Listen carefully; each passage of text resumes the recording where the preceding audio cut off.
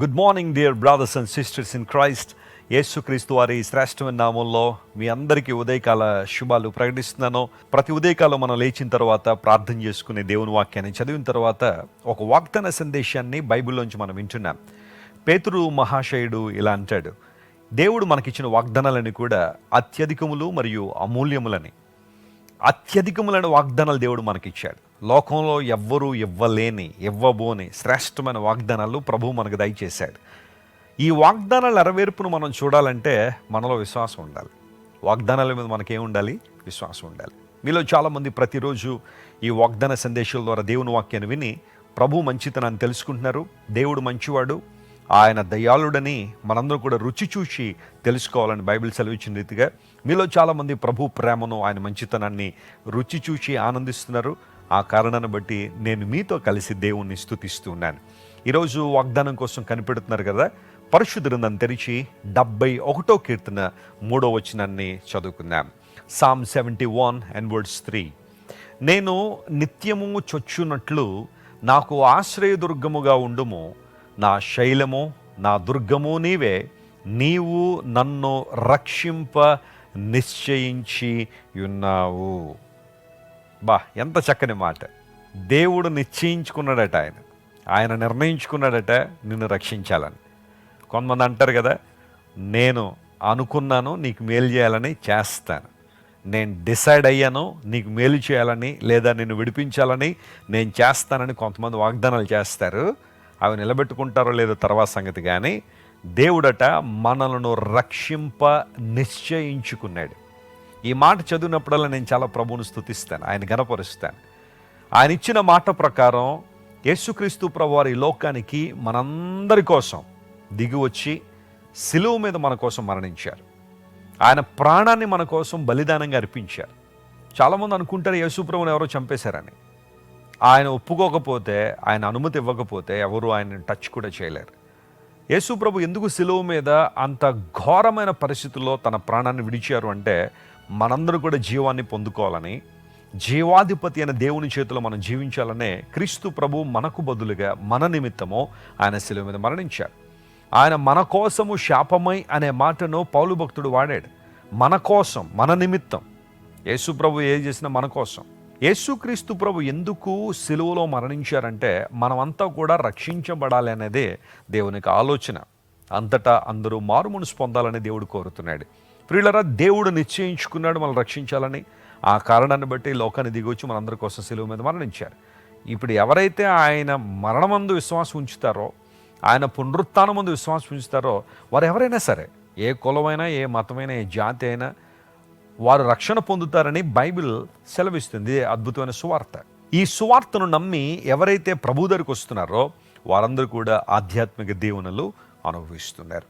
ఇక్కడ చదవబడిన మాటను మనం చూస్తే, నేను నిత్యము చొచ్చునట్లుగా నాకు ఆశ్రయదుర్గముగా నీ ఉండుము ప్రభువా, లేదా నువ్వు ఉంటావు.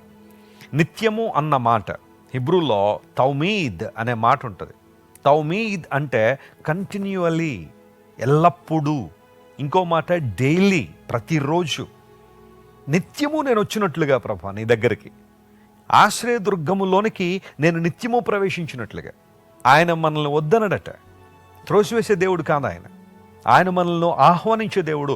నా ఆశ్రయదుర్గము, నాకు శ్రమ వచ్చినప్పుడు, కష్టం వచ్చినప్పుడు, అవమానాలు ఎదుర్కొన్నప్పుడు, నిందలు వచ్చినప్పుడు నేను నీ దగ్గరికి వస్తున్నాను ప్రభువా, నీవు నాకు ఆశ్రయదుర్గంగా ఉన్నావు. ఈరోజు ప్రియ దేవుని బిడ్డ, ఏదైనా శ్రమలో నలిగిపోతున్నావా? మనసు నిండా గాయాలు ఉన్నాయా? ఎక్కడ ఓదార్పు దొరకట్లేదా? ఎక్కడ ఆదరణ లేదా? రా ప్రభు దగ్గరికి రా. ఆయన ఆశ్రయదుర్గంగా ఉన్నాడు.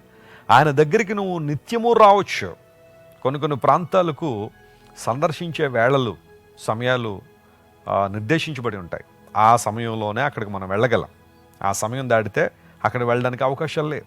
కానీ దేవుడు అలాంటోడు కాదు. ఆయన నిత్యము తన ద్వారాలు మన కోసం తెరిచించే దేవుడు. ఆయన దగ్గరికి రావడానికి, ఆయన ప్రేమను అనుభవించడానికి, ఆయనతో సహవసించడానికి.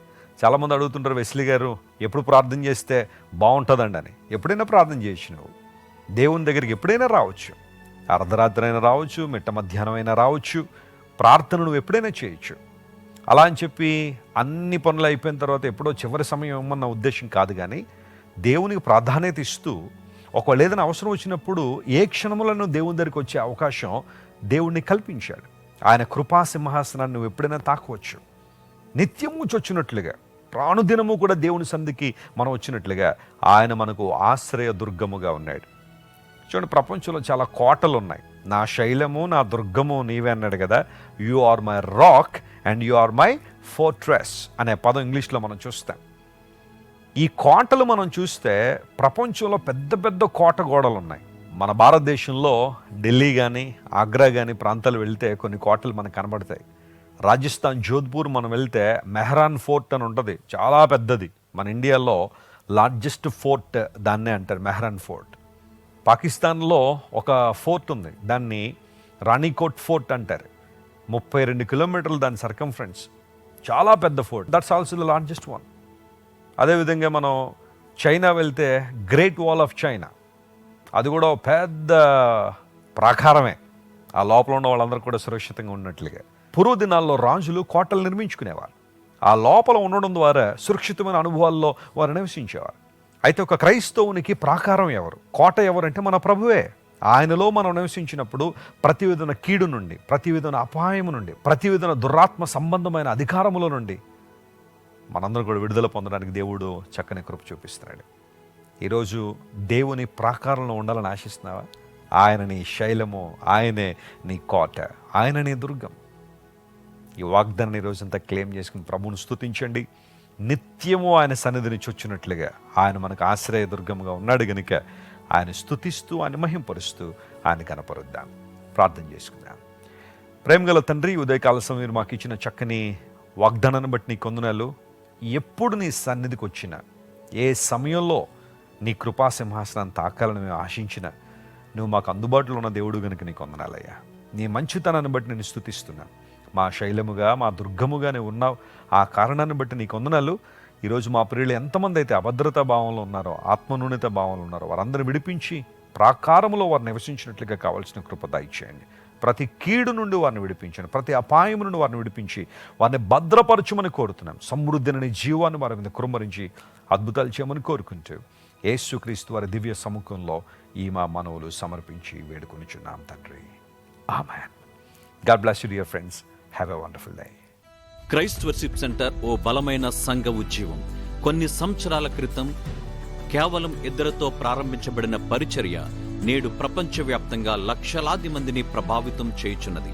రాజమండ్రి, సికింద్రాబాద్, బెంగళూరు, నెల్లూరు, దుబాయ్, బెహ్రైన్, కరీంనగర్, విశాఖపట్నం, గద్వాల్, కొవ్వూరు, మలకపల్లి, శ్రీలంక, భూటాన్, అడ్డతీగల, పాలమూరు, ఒంగోలు, బళ్ళారి, కోరుకొండ, పోతవరం, నల్లజర్ల, వెంకటరామయ్యగూడెం, మచిలీపట్నం, ఇందిరానగర్లతో పాటు అనేక గ్రామాల్లో క్రైస్ట్ వర్షిప్ సెంటర్ ఆరాధనలు జరుగుచున్నవి. వాక్య సంబంధమైన ఉద్యమంలో, పరిశుద్ధాత్మ సంరక్షణలో కొనసాగాలనుకునే ప్రతి ఒక్కరికి మా ప్రేమపూర్వక ఆహ్వానాన్ని అందిస్తున్నాము. రండి, ఆత్మతో సత్యముతో ప్రభువైన యేసుక్రీస్తును ఆరాధిద్దాం. మీరు ఇంతవరకు విన్న దైవ సందేశం మరియు దేవుని సేవకులు చేసిన ప్రార్థన మీకు ఆశీర్వాదకరముగా ఉన్నదని విశ్వసించుచున్నాము. ఈ సందేశాన్ని మీ స్నేహితులకు, బంధువులకు షేర్ చేయండి. మీకు ఏదైనా ప్రార్థన అవసరత ఉన్నచో మా ఫోన్ నంబర్లకు కాల్ చేయండి. దేవుడు మిమ్మల్ని ప్రేరేపిస్తే విశ్వాసంతో సాగుచున్న ఈ పరిచర్యను ప్రోత్సహించండి. మరిన్ని వర్తమానాలు, పాటలు వినుటకు జాన్ వెస్లీ మినిస్ట్రీస్ అను మా యూట్యూబ్ ఛానల్ను సబ్స్క్రైబ్ చేసుకొనండి. ప్రభువైన యేసుక్రీస్తు కృప మీకు తోడైండును గాక.